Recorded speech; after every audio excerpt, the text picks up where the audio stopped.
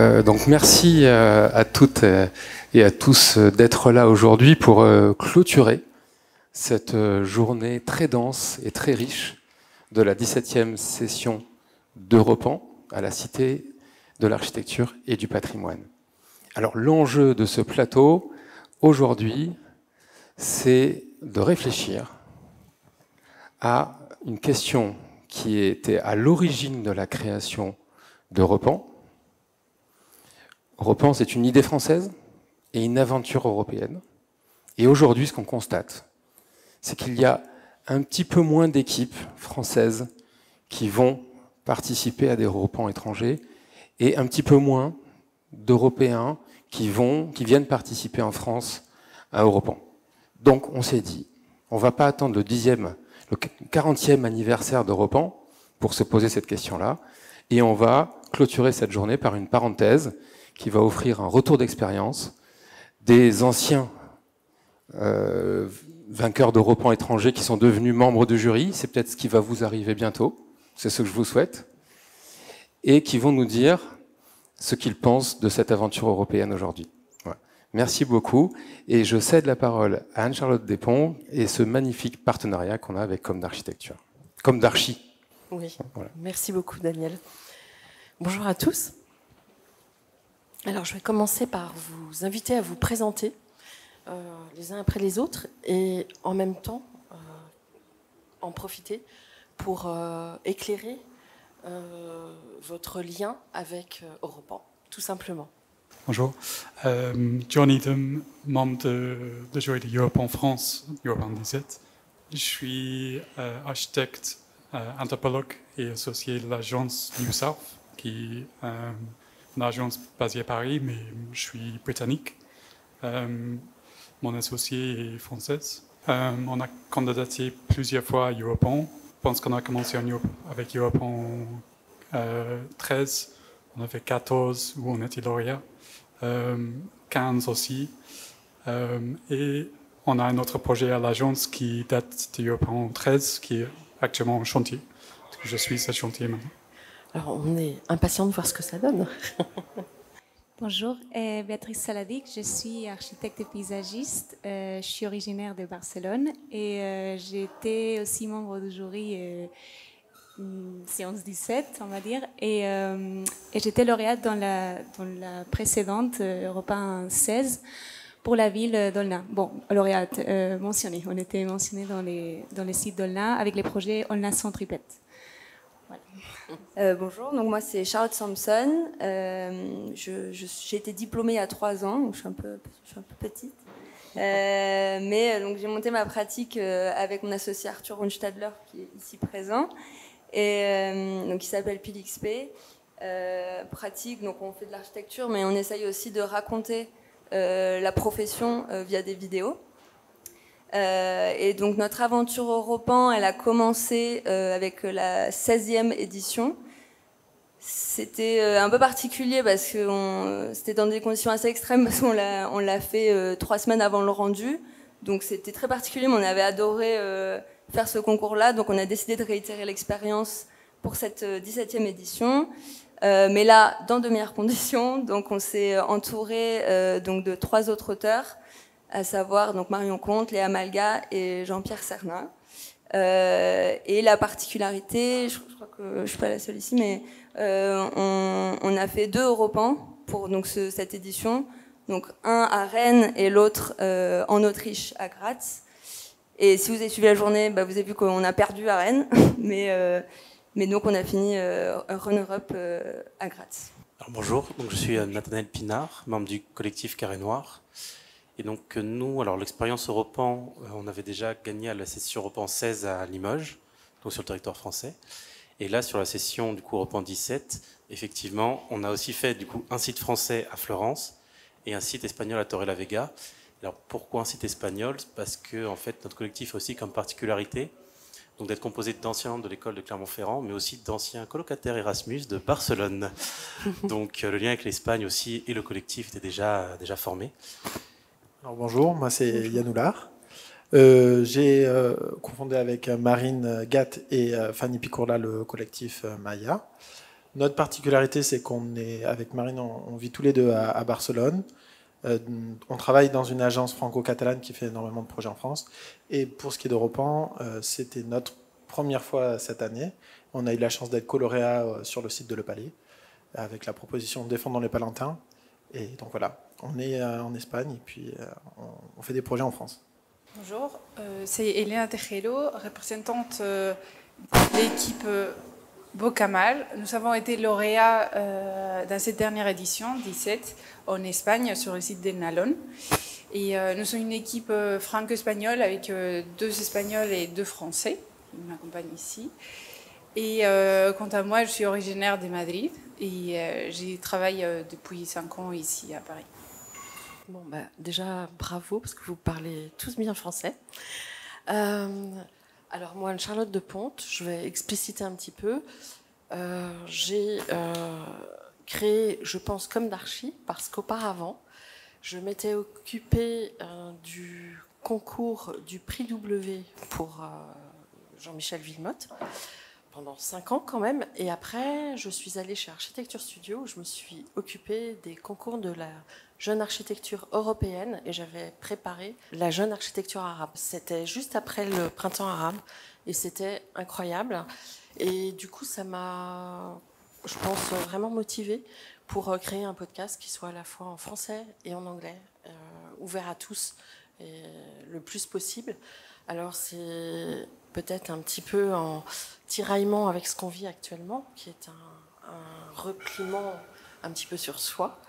Mais ça permet quand même d'être entendu partout dans le monde. On a été écouté dans environ 140 pays. Voilà. Donc, du coup, on va interroger Europan et sa dimension européenne. Première question, qu'est-ce qui, à votre avis, motive les équipes étrangères à la France pour venir postuler sur ce concours? Qui veut prendre la parole? En fait, on s'est présenté en tant qu'équipe étrangère, même si moi j'habitais à Paris au moment dont on s'est présenté.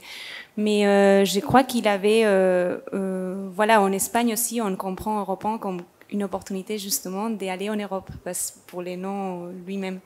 Et on est notamment habitué à postuler ailleurs en Europe et pas autant de postuler chez nous. Bon, c'est le cas parce que, mais voilà, il avait cette motivation-là d'abord, et après, c'est vrai que, bon, est-ce que c'est à l'envers, non? Il avait aussi cette question de pourquoi, on va dire, pourquoi il n'a pas autant d'équipes étrangères qui postulent en France aussi, non? Bon, peut-être c'est un peu complémentaire. Je crois qu'il avait quelque chose qui... C'est la langue, une des facteurs principaux, parce que quand on postule en Autriche ou en Allemagne, c'est tout postulé en anglais ou quelque chose comme ça, ou même en Espagne. Ici, c'est vrai que c'est la langue, mais aussi les langages des projets. Même en tant que membre du jury, on a perçu un peu un langage commun qui faisait que voilà, en tant que jury, membre du jury français avec un regard étranger aussi, il avait plein de choses qui parlaient, voilà, parce que c'est les mots qu'on utilise. Aussi, il a beaucoup de commandes publiques en France. Donc, je crois aussi ça fait un langage qui est un peu peut-être difficile à aborder quand on est en équipe étrangère où on n'a pas les mêmes outils peut-être. Bon. Alors, l'intelligence artificielle arrive. On va pouvoir dépasser ça bientôt. Oui, mais c'est plutôt la manière dont on s'exprime dans les projets. Et je ne sais pas comment exprimer ça de manière claire, mais c'est aussi les acronymes, toute l'histoire un peu de comment on fait la ville en France, en fait, qui est un peu difficile à approcher, surtout dans la phase qu'on a eue opérationnelle, et parce qu'on était 2 membres de l'équipe étrangère, qui on avait déjà travaillé en France ou étudié en France, donc on avait une approche un peu, voilà. Ça, alors en effet, j'avais déjà interviewé des jeunes architectes espagnols qui me disaient qu'il y avait quand même des spécificités qui étaient... Et la manière de faire était différente. Mais néanmoins, on est quand même dans un langage commun. Oui, mais c'est surtout l'approche des... Oui, qui veut réagir. Non, justement, ce que j'allais dire, c'est que je crois que c'est ça qui motive. C'est le fait qu'on vient d'ailleurs. La culture, elle est différente. Les façons de faire la ville le sont aussi. Nous, on voit bien qu'à Barcelone, la façon de faire la ville, elle est bien différente. Et ce qui motive à venir en France, c'est aussi apporter ce regard extérieur, venir le croiser au regard français. Et je pense que c'est ces propositions qui sont du coup peut-être en dehors de ce qu'on a l'habitude de voir ici en France, qui poussent les équipes étrangères, ou en tout cas, même si nous on est français, on a une pratique quotidienne de l'urbanisme et de l'architecture qui est différente, qui nous a poussé à venir en France et peut-être dire des choses un peu différentes. C'est peut-être en phase concours qu'on a cette motivation-là et qu'on attend de ça. Après, en phase opérationnelle, c'est un peu différent. C'est aussi parce qu'en phase opérationnelle en Espagne, on aborde Europan comme des concours, on va dire, qui après ont des commandes publiques de suite. Mais c'est plutôt comme on parlait ce matin dans le pan originel, que c'était des projets un peu prototypes ou des projets pilotes quelque part, non? Et ici, quand on rentre en phase opérationnelle, après on a un petit gap. Je crois que c'est commun c'est pas un truc d'étranger ou pas, mais c'est juste l'approche peut-être en Espagne d'Europan. On voit ça comme un truc un peu différent qui va s'aborder aussi différemment parce qu'il va pouvoir peut-être avoir des équipes étrangères qui viennent sur place. Donc c'est pour ça. Puis la façon de faire projet en Espagne est vraiment différente de la façon française. Et il y a tout un process de projet qui est plus technique, plus réglementaire qu'en France parfois. Et je peux comprendre, un Français qui arriverait en Espagne pour faire projet, s'il gagne, et c'est tout ce qu'on lui souhaite, il y a un vrai, il y a une vraie barrière de la langue, qui peut être aussi parfois régionale. Quand on participe en Catalogne, si on maîtrise pas ou au Pays Basque, si on maîtrise pas le basque ou le catalan, ça devient un vrai frein parce que le fonctionnement des administrations, c'est avec des langues régionales. Oui. Puis au Pays Basque, je sais pas, je peux pas parler pour la Catalogne, mais au Pays Basque, il y a un vrai caractère aussi. Oui, c'est pareil. Mais en tout cas, en Espagne, oui, c'est le contexte. Nathanaël. Et dans le prolongement, pour illustrer un peu ça, il y a des forums intercessions en fait entre chaque session Europan. Et du coup, on était présents au forum intercession Europan 16, Europan 17. Et dans le cadre d'une table ronde, il y avait eu un échange entre les membres d'Europan France, Europan Espagne et Europan Italie. Et tout leur débat, c'était sur quelle est la stratégie adoptée. Parce qu'en France, il y a vraiment un accent très fort qui est mis sur le côté innovation, liberté d'expression. Du coup, ne pas donner un cadre trop fermé. Alors certes, il y a déjà des comités de communes ou des montages de maîtrise d'ouvrage. Une question qui est posée, mais ensuite laisser tous les ouverts possibles pour que les concepteurs arrivent et puissent projeter leurs imaginaires. Sachant que du coup, la contrepartie, c'est que derrière, une fois qu'on a gagné, pour avoir la réalisation, c'est beaucoup plus complexe. Et les statistiques de réalisation concrète, réelle, de projets européens en France sont pas très élevés. Donc la transformation est difficile. Voilà, c'est-à-dire que d'arriver à un projet construit, c'est très complexe. Par contre, ça laisse un champ très grand pour essayer d'apporter de nouveaux modes de gouvernance. Notamment sur la question politique, c'est particulièrement là que ça se joue. À l'inverse, ce que défendaient les Espagnols et les Italiens dans leur débat en interne, on va dire, c'était qu'eux, ils avaient un montage où ils disaient, certes, il faut l'innovation. Alors, du coup, je ne dis pas du tout qu'en Espagne ou en Italie, il n'y a pas d'innovation, il y en a une. Mais il faut d'abord un pragmatisme dans le montage opérationnel des choses. Et c'est aussi lié à la relation qu'a Europan avec chacun des pays. Par exemple, dans le concours en Espagne, quand on lit le brief du concours, on a quasiment en introduction un contrat de concours avec le tampon du ministère des Transports, Mobilité et Agenda Urbain qui est tamponné. Parce qu'en Espagne, alors je ne sais pas dans quelle proportion ils sont fusionnés, mais Europan Espagne est vraiment totalement sous tutelle du ministère des Mobilités. Du coup, ça fait que le cadre du projet, c'est déjà beaucoup plus aussi dans le pragmatisme et donc dans l'opérationnalité. Et donc quand ils nous donnent un site avec une thématique, il faut répondre à la thématique. C'est-à-dire que la possibilité de venir, d'essayer de transformer, de dévier le regard est moins grande. Ce qui fait que quand on a une équipe française, du coup, donc c'est l'inverse de la question, mais quand on a une équipe française qui va en Espagne, on se retrouve face à un choix un petit peu cornélien, parce qu'on regarde le site, on a la réponse que tu pourrais faire sur le site, juste pour répondre aux questions, donc réponse, et on a en même temps l'envie de dévier cette question. Et donc on doit se dire, soit je prends le risque de sortir du cadre en sachant que les Espagnols ne l'apprécieront pas forcément au moment du jury, parce qu'ils vont se dire c'est pas réalisable dans le montage qu'on a créé, soit on répond simplement à la question et du coup on se bride. Et ça c'est une question de culture, il n'y a pas de système qui est meilleur que l'autre, parce que on peut aussi simplement se dire dans le cadre qui est donné, là innover d'une autre manière. Mais c'est quelque chose sur lequel il faut se positionner et c'est pas toujours évident.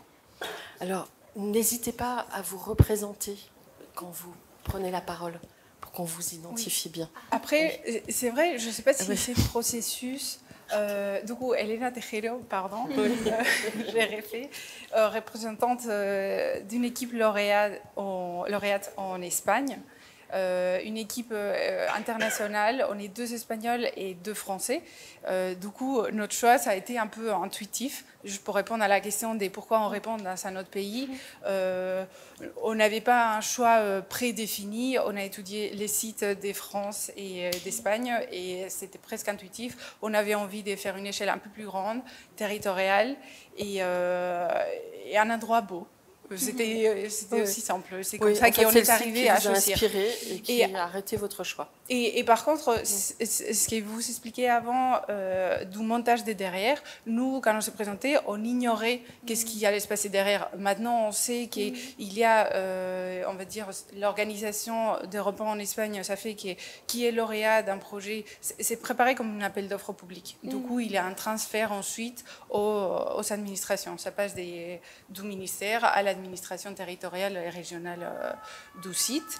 Mais nous, on ignorait ça et on a abordé un peu la question du territoire, la question du paysage, la question architecturale, puisqu'on est allé un peu jusqu'au bout, de façon indépendante à ce montage de l'après, qui est très important, parce que c'est ça qui est après... Enfin, c'est intéressant, ça fait que les projets arrivent au bout ou pas. Mais concrètement, quand on lit le rapport du jury, on dit, alors, je ne dis pas que dans France on aurait été premier du tout, mais dans le rapport du jury, donc on a nous, parce que nous on arrivait runners-up, du coup on a le lauréat, donc on décrit pourquoi il est lauréat, voilà, ils ont répondu, c'est un enjeu sur une place au niveau d'une gare pour désenclaver un quartier, simplifié.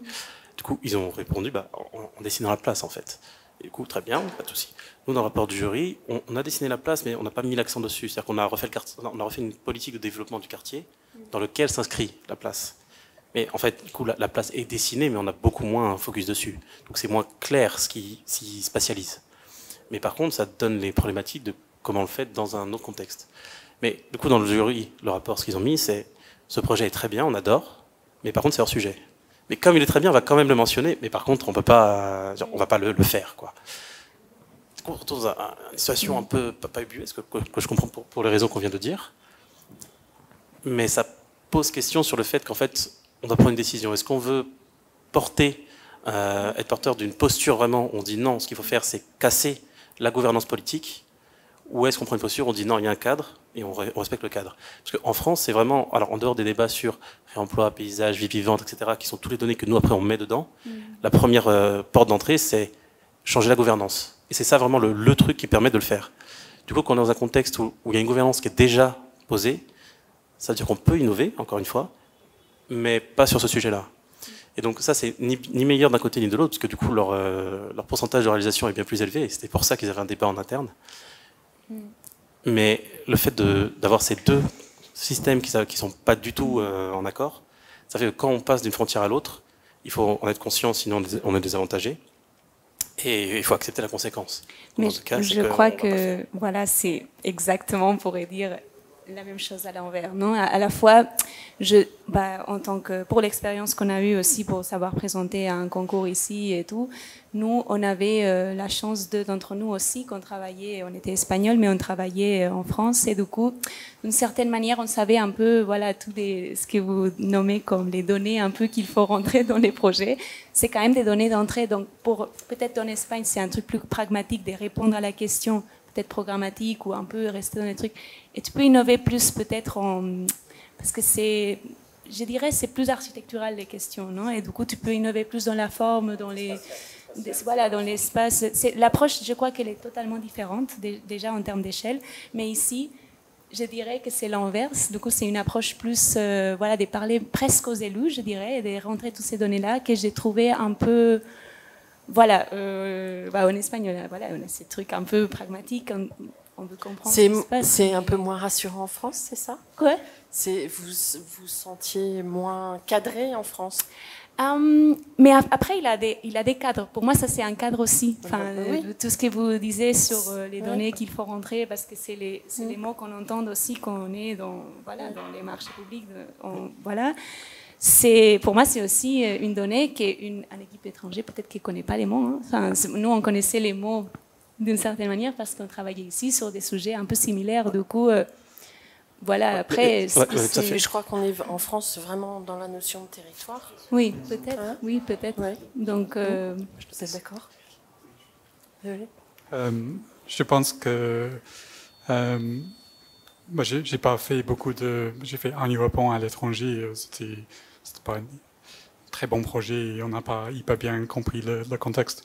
Mais tous les Europans qu'on a fait en France, je pense que ce qui nous intéressait, c'était la complexité du site à chaque fois, la complexité des enjeux, qui fait qu'en fait, il n'y a pas vraiment de cadre. Le cadre, c'est qu'on ne sait pas ce qu'on va faire avec ce terrain. En fait, c'est problématique. On cherche des idées, un peu désespérément, de temps en temps. Et du coup, il faut se mettre dans une posture où on a une espèce de brief de Conco, un cahier de charge qui peut être extrêmement détaillé. Et il faut un peu ignorer, en effet.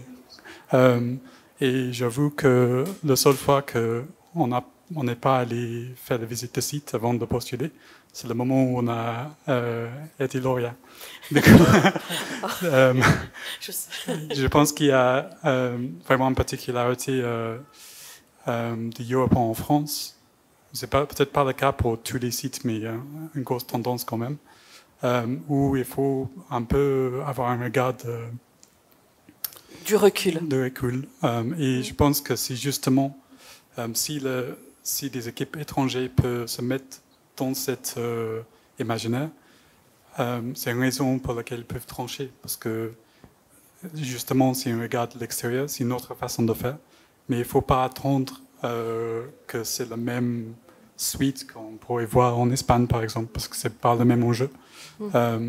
Il faut aussi comprendre qu'en effet, c'est beaucoup moins probable qu'on va avoir une commande après. C'est un peu galère, en fait, souvent. Mais en même temps, le terrain de jeu est incroyable.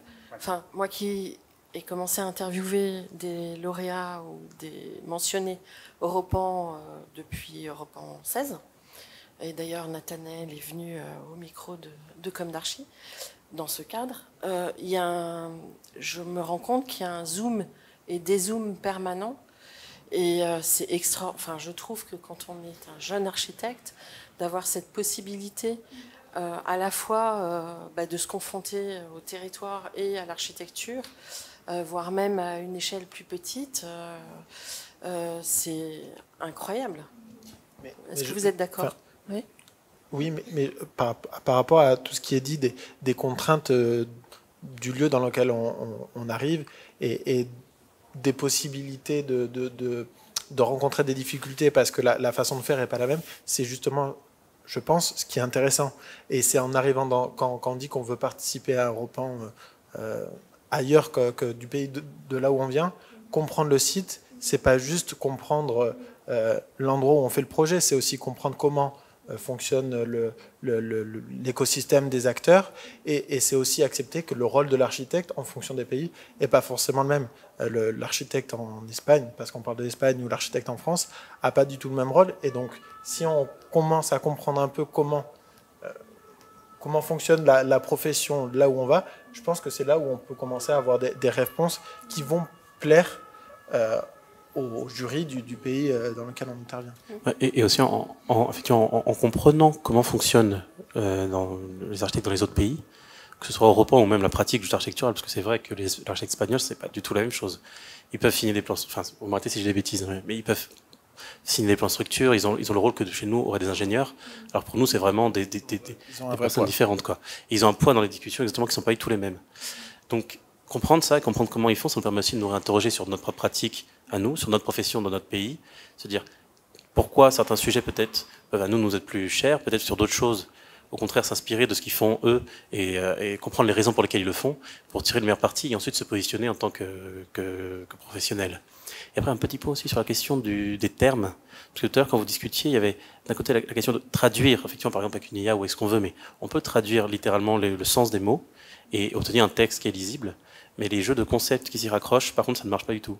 C'est-à-dire, certains termes propres à la profession, je sais pas moi, ville organique, sol vivant, ou je ne sais. Pleine terre. Certains. Pleine terre en Espagne, ça n'existe pas. C'est incroyable. Mais il y a des concepts en fait qui peuvent être traduits, mais il y a des concepts qui n'existent pas. Et oui, pour petite info, ma copine est espagnole et architecte. Donc quand moi je fais mon texte, je l'envoie pour qu'elle le traduise. Alors, est-ce que, je peux vous dire, ça n'a pas marché. Parce que là, on est très focalisé sur l'Espagne, mais il y a dans d'autres pays. Encore d'autres.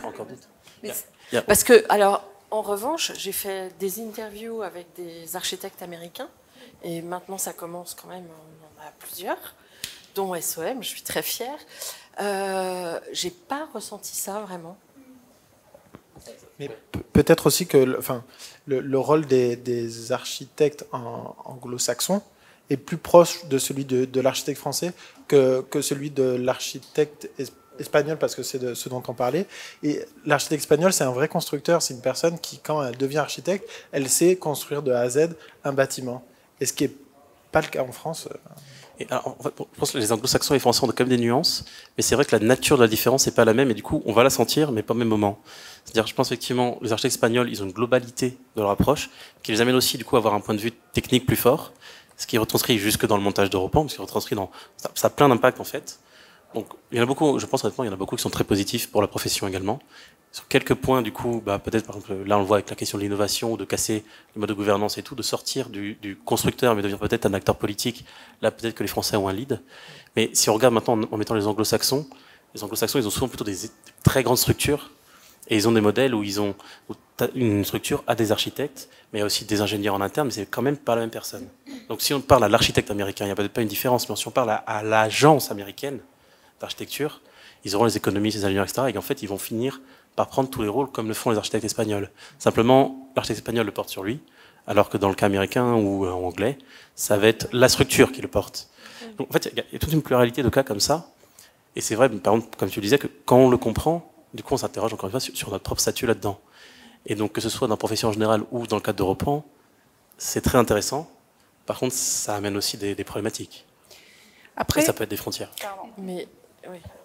Je me permets, je pense que c'est important aussi de souligner une envie un peu plus naïve, juste de faire un projet ailleurs, comme tu disais avant, juste de comprendre une situation hors de notre culture, une autre culture, de comprendre une autre sol, de comprendre une autre façon d'habiter les territoires, un autre paysage. Et je pense que c'est ça qui est très, enfin, qu'on aime en tant que concepteur. Donc une curiosité. Exactement. Mais c'est intéressant parce qu'on vit une période de repli et on se dit, est-ce que, à partir de Bilbao, de Guggenheim, il y a eu une ouverture, il y avait beaucoup d'architectes qui postulaient dans des pays différents, etc.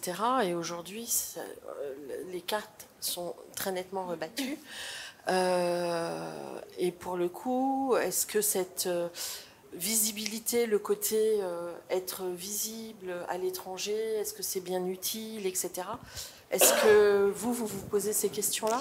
Moi, sans parler de la visibilité, et pour répondre justement à ce dont tu parlais de curiosité, ce qui nous a frappé en fait quand on est allé en Autriche, pour la remise des prix, il y a toute une autre démarche comparativement à la France. C'est que on a fondamentalement pas du tout le même rapport à Europan qu'on a en France et visiblement en Espagne, parce que je vois les mêmes rapports. Parce qu'en fait, là, je le vois très bien qu'il y a un rapport extrêmement entrepreneurial à Europan. La majorité des équipes françaises le font dans le but d'accéder à la commande, mais aussi parce que c'est le reflet du système français, puisque les concours sont réglementés par la MOP, tout ça. Et donc finalement, pour les jeunes praticiens, la seule façon d'accéder à la commande publique, c'est via Europan. Et c'est pour ça que beaucoup de Français participent en France, parce que eux ont une visée entrepreneuriale.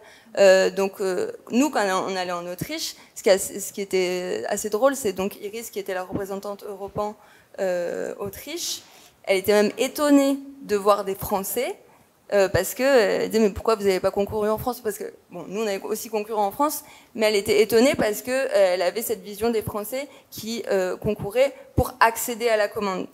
Mais c'est vrai que quand on regarde les projets construits, donc ceux qui passent des projets de papier à projets construits, en France il y en a très peu. En Autriche, mais c'est 20 000 mètres carrés, des centaines de logements, c'est vraiment des très grosses opérations. Je ne sais pas comment ils font leur montage, mais je pense qu'ils le font avec des maîtrises d'ouvrage privées, que ce n'est pas seulement des marchés publics. Donc ça amène une autre question. Oui, c'est très paradoxal en fait. En fait, c'est là où on voit qu'on n'a pas du tout les mêmes rapports. Et en fait, en Autriche, même eux, en fait, comme les concours sont très peu réglementés, il y a très peu de concours en fait dans ces pays-là. Nous, en France, je crois, on a genre 3000 concours par an, alors que le second pays, l'Allemagne, ils ont genre 800. Rien que ça, alors qu'on est les deux seuls pays dont les concours sont réglementés.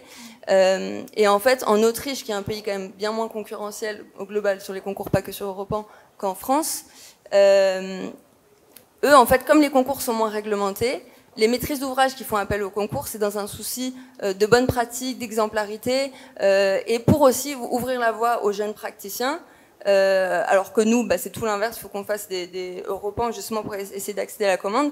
Donc en Autriche, eux ont assez peu d'intérêt finalement presque à faire Europan, parce que autant faire un concours qui va vraiment être construit, où il y a une certaine débouchée officielle.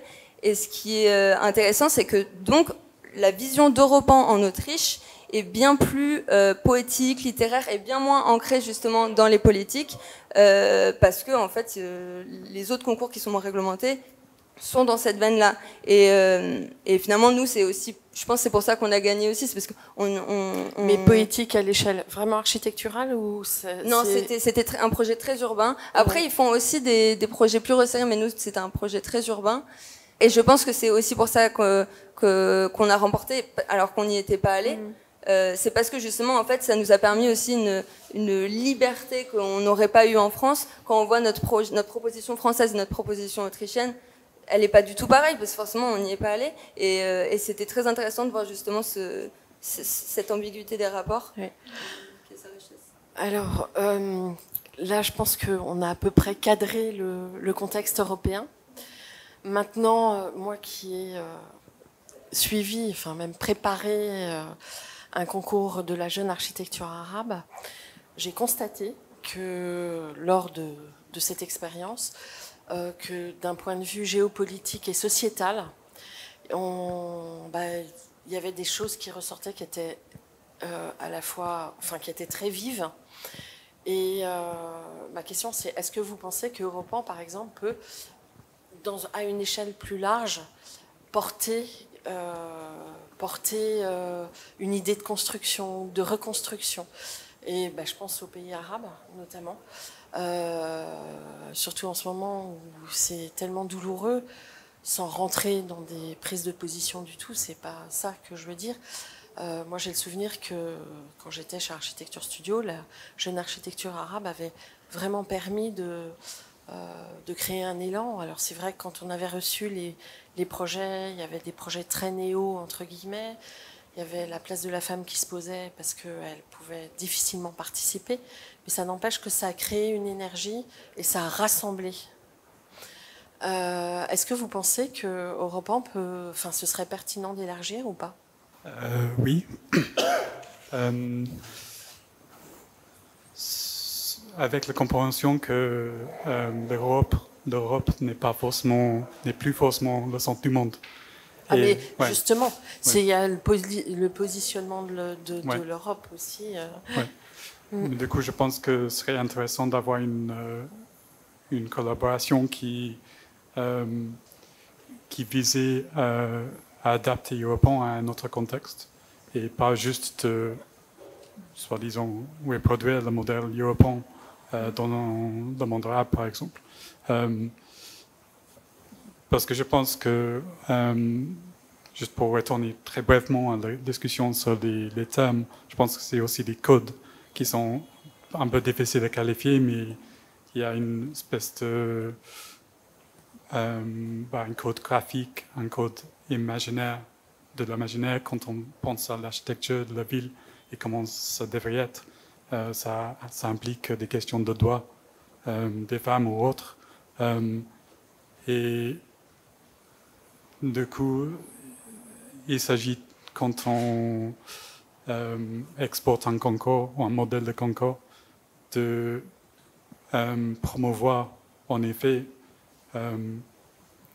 les valeurs européennes, peut-être, si c'est un modèle monolithique,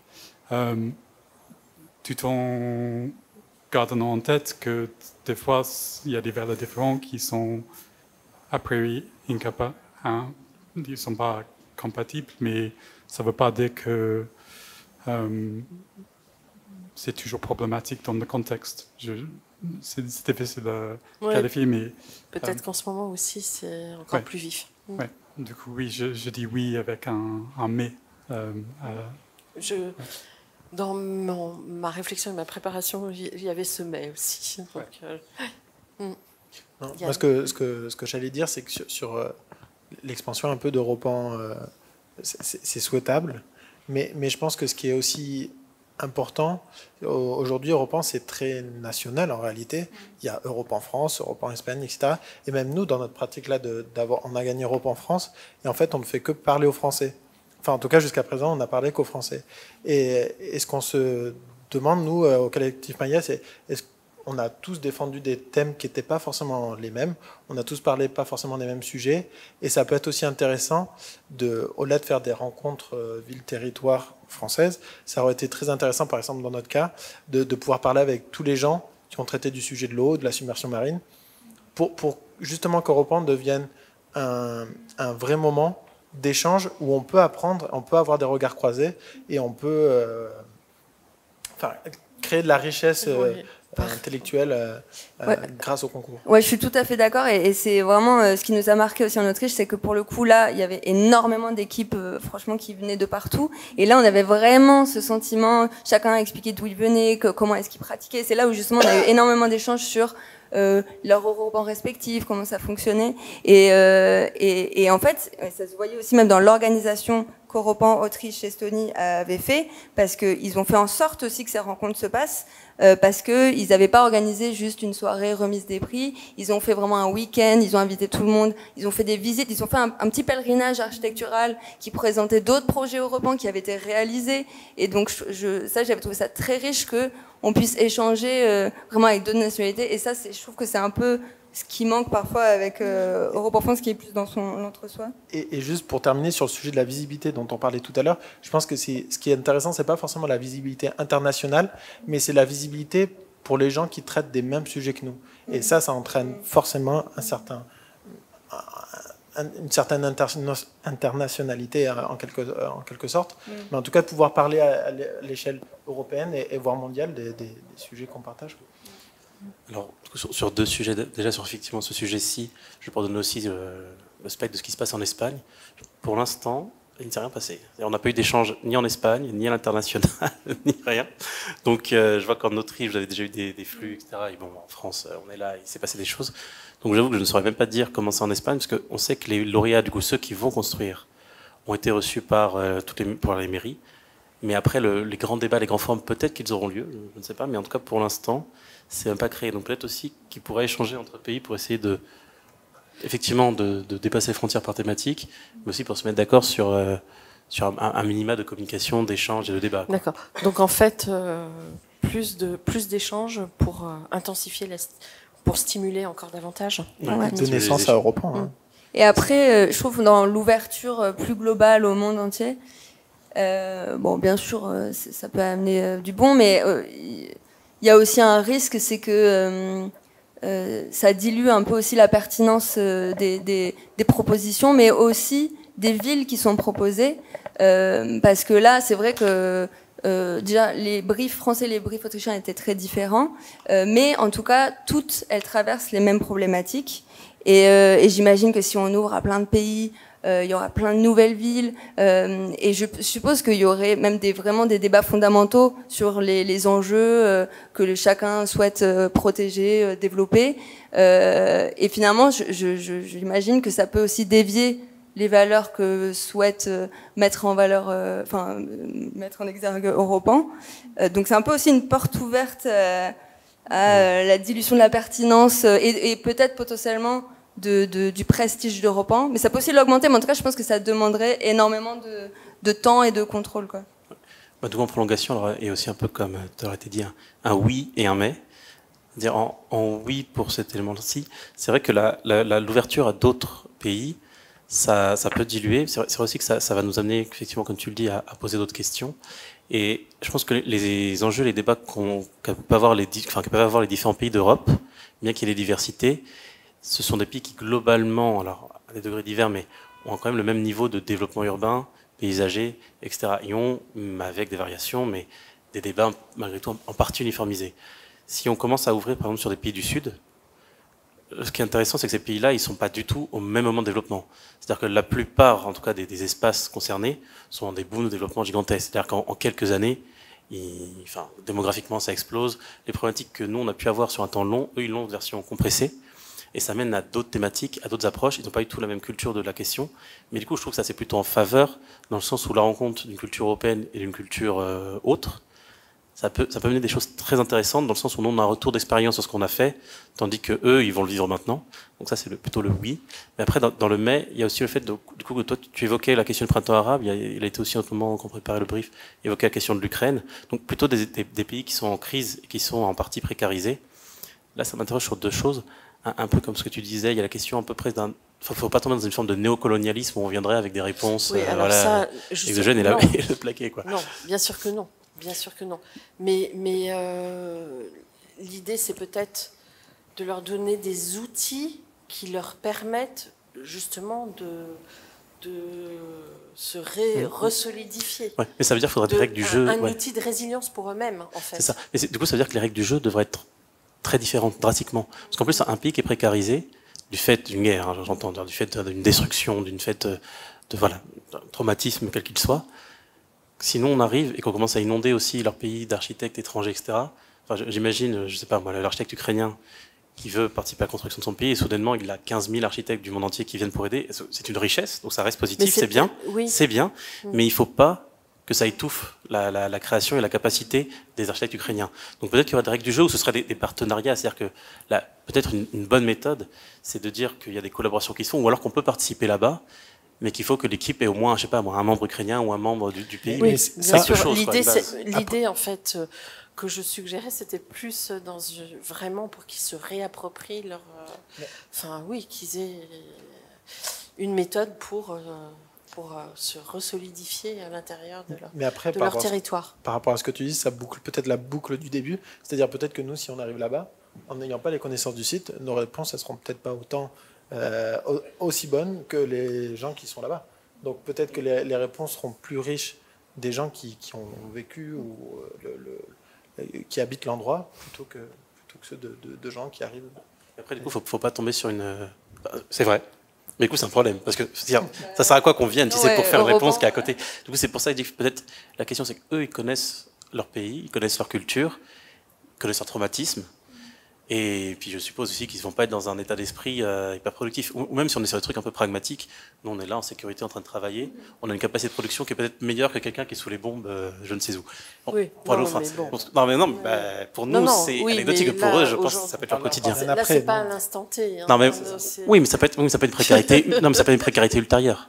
Ce que je veux dire, c'est qu'ils n'ont pas les mêmes soutiens financiers, les mêmes... Alors, dans le montage, il faut garder une équité vis-à-vis d'eux, c'est juste ça. Après... au lendemain, justement, de la jeune architecture arabe, il y a un architecte qui a joué un rôle important, qui a été un partenaire de ce concours, qui était Mohamed Larbi Meroum, et qui moi, m'a réécrit derrière et qui m'a dit « Alors, on recommence quand ?» parce que vraiment, pour eux, c'était quelque chose de très positif, sans ingérence, justement. Voilà. Ça peut, mais c'est parce que dans le cas dont tu parles, c'est une structure privée qui organise un concours pour que les personnes de les ressortissants de ces pays, puis d'autres aussi, puissent réfléchir tous ensemble sur une thématique, s'exprimer, voilà, et valoriser ce qui peut être créé. Non, en fait, ce concours-là, c'est ceux qui postulaient envoyaient un de leurs projets, tout simplement. Voilà. Ce que je veux dire, c'était la valorisation. Oui, de ce qui est fait là-bas. Alors, le cadre d'Europan, déjà, c'est quelque chose qui est identifié comme européen, donc il y a une polarité politique à la question.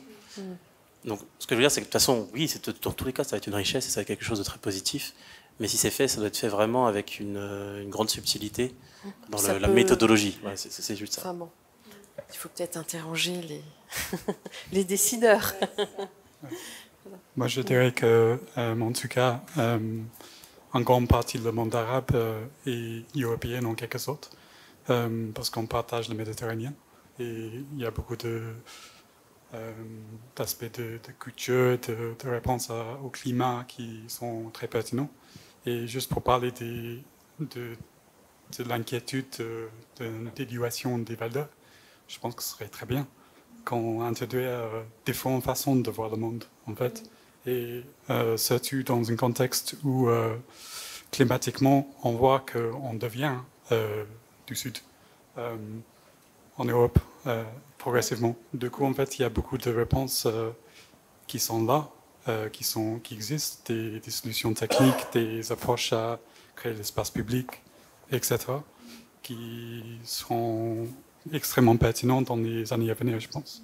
Du coup, c'est pas simplement y aller et dans une posture de bienveillance promouvoir l'architecture arabe, par exemple. C'est plutôt d'apprendre. Je pense que c'est ça où se trouve la vraie valeur d'une telle démarche. Et je pense que c'est peut-être une exagération. Je pense que c'est une exagération des gens qui dessinent sur les bombes. En fait, ces gens-là ont énormément de ressources. C'est pas forcément problématique, mais je pense qu'on ne va pas proposer un European à Gaza. C'est pas du tout le sujet, mais en fait, ces pays sont en traumatisme depuis l'époque coloniale. Et du coup, il y a une très forte relation entre nos histoires. Et on va avoir plus de relations dans le futur. Donc, je pense que, en effet, c'est très pertinent. Écoutez, merci beaucoup pour ces éclairages. Et puis, restons l'esprit en alerte. Merci beaucoup. Merci. Merci. Merci.